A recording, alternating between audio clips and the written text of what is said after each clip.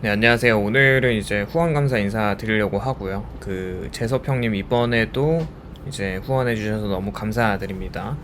매번 이렇게 해주시는데 앞으로도 좋은 영상으로 찾아뵙도록 하겠습니다. 감사합니다.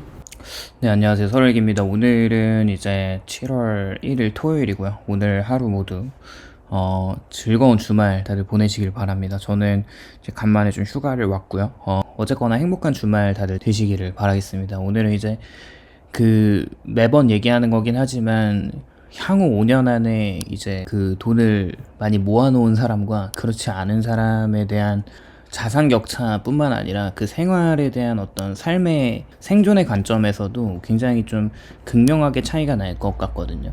그러니까 이제 만약에 지금 직장을 다니고 계시는 분이거나 뭐 자영업을 해서 수익이 발생을 하고 계신 분이나 뭐 어쨌거나 돈을 내가 수익을 노동소득으로 버는 분들은 악착같이 돈을 모아야 합니다. 그렇게 이제 5년 뒤에 이제 내가 만약에 모을 수 있는 돈이 뭐 1년에 한 1,000만 원을 모으면 5천만 원 정도가 모일 텐데, 지금 자산이 있으신 분들은 거기서 추가적으로 5천만 원이 생기면서 뭐 시간과 같이 이제 투자 수익이 쌓이면서 그 자산이 더 올라가겠죠. 근데 지금 만약에 진짜 내가 무일푼이라고 하면은 그 취업을 하고 돈을 지금 쓸 때가 아닌 것 같아요. 그러니까 지금 열심히 월에 받는 돈의 진짜 최소 50%그 정도는 모아야 된다고 생각을 하고, 뭐 한 250만 원 벌면은 125만 원을 악착같이 좀 모아서 이걸 이제 그 자산으로 계속 바꿔야 되는 작업을 해야 한다고 생각합니다. 결국 제가 뭐 미래학자도 아니고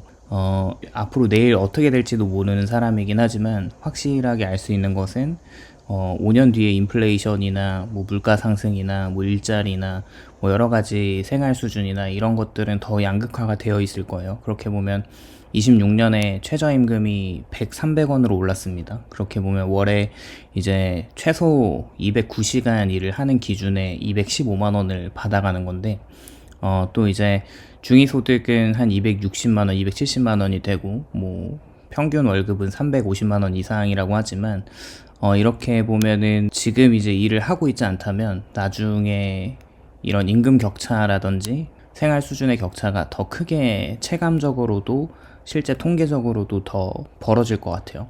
향후 5년 안에 돈을 미친 듯이 모아야 하는 이유가 단순히 부자가 되기 위해서는 아닌 것 같습니다.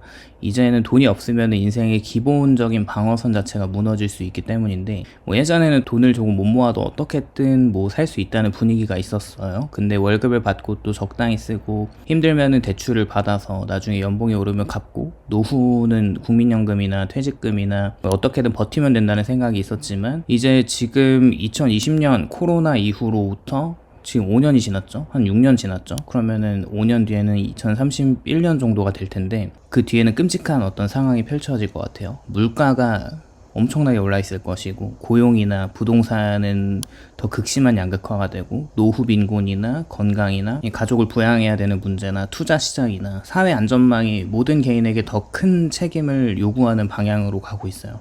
그래서 이제 지금 돈을 모으지 않으면 나중에는 모으고 싶어도 모으기 어려운 상황이 올 수 있는 거고, 가장 먼저 봐야 할 거는 물가인데, 물가가 조용히 내는 세금이라고 하죠. 사람의 돈을 갉아먹고 있고, 통장에 1,000만 원이 그대로 있어도 물가가 오르면 그 돈의 힘이 줄어드는데, 26년에 6월 소비자 물가가 전년 동월 대비 3.2% 올랐습니다. 생활물가 지수가 3.4%가 상승을 한 거고, 뭐 한 2, 3년 전에는 뭐 2% 수준에서 왔다 갔다 했는데, 생활물가 지수가 올라간다는 것은 사람들의 삶이 더 각박해지는 거예요. 이렇게 지금 밖에 나가서 장바구니 물가 체감만 하시더라도 그냥 몇 개 물건 안 담았는데 10만 원이 그냥 찍히는 것을 보면 알 수 있죠.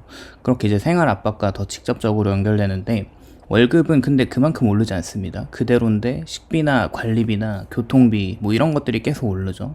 이제 연마다 연봉 협상을 하면은 동결하는 사람들이 많아지고, 3% 정도 물가가 올랐다고 하면은 매년 이게 3% 임금 상승을 해주는 그런 회사가 많지 않아요. 그래서 잘리지만 않으면 다행인 거죠. 그래서 5년 안에 돈을 모아야 하는 이유가 이렇고, 또 월급이 생각보다 빨리 늘지 않는 것을 보면, 지금 이제 12월 기준에 지금 이제 중위소득이 한 270만원, 260만원 정도가 된다고 했잖아요. 그래서 이제 세후 기준으로 240만원을 받아가는 건데, 월 300만원 전후의 소득이 진짜 결코 우습게 볼 돈이 아닙니다. 저는 그렇게 생각을 하고, 평범한 사람이 하루에 10시간 정도 밖에서 고생을 하면서 한 달에 받아가는 임금인데, 이 돈을 모은다는 거가 월급이 폭발적으로 오르기를 기다리는 일이 아니라 지금 버는 돈 안에서 최대한 남기는 구조를 만드는 거예요. 그래서 돈을 많이 모을 수 없다면은 좀 고되긴 하지만 엔잡이나 추가로 일을 하면서 부가소득을 만드는 것을 좀 추천을 드리고,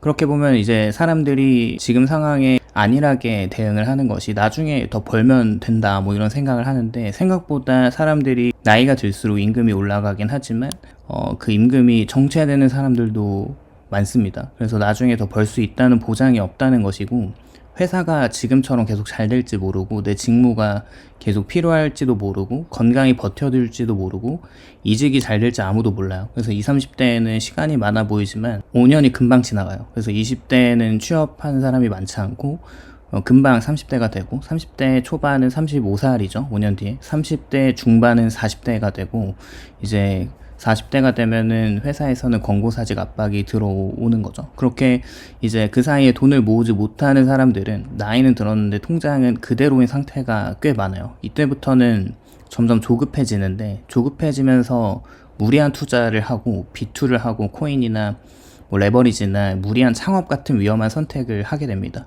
인생이 한 방이기도 하지만 그 한 방이라는 것은 잘 될 수도 있는 거고 한 방에 망할 수도 있는 것을 의미하잖아요. 그래서 돈을 못 모으는 사람이 비로소 이렇게 그 위험한 결과에 대한 선택을 극단적으로 좀 하게 되는 것 같아요. 그래서 이제 고용시장이 생각보다 불안정한 거를 보면은 25년에 청년층 부가조사가 있어요. 그래서 첫 일자리 취업 당시에 임금이 200만 원 이상, 300만 원 미만이 한 40%로 가장 많습니다. 그래서 첫 일자리를 그만둔 이유를 보면은 보수와 일하는 거에 비해서 근로 여건이나 근로 시간이나 이런 불만족스러운 상황이 가장 높았다고 해요. 그래서 청년층 비경활동 인구 중에서 취업시험 준비자 비율이 한 15%가 되는데, 취업이 어렵고 들어가기도 쉽지 않고 오래 버티기도 쉽지 않아서 조건이 마음에 안 들어도 바로 더 좋은 곳으로 이동하기가 어려운 현실에 있는 거죠. 그래서 요즘에 다시 이제 공무원 시험이 그 경쟁률이 올라가고 있다고 하는데, 이러한 이유로 공무원이라도 그냥 하자 이렇게 시험을 보는 사람들이 더 늘어나게 되면, 또 공무원 TO는 많지 않은데 사람들이 몰리면 더 이분들이 어디 가도 오갈 데가 없게 되는 거죠. 이런 시대에는 통장에 돈이 있는 사람과 없는 사람의 태도가 완전히 달라져요. 돈이 있는 사람은 회사를 그만둘 때도 선택권이 있어요. 그래서 부당한 대우를 받거나 건강이 무너지거나 더 나은 이직 기회가 있을 때는 잠시 쉬면서 준비를 할 수 있고, 반면에 돈이 없는 사람의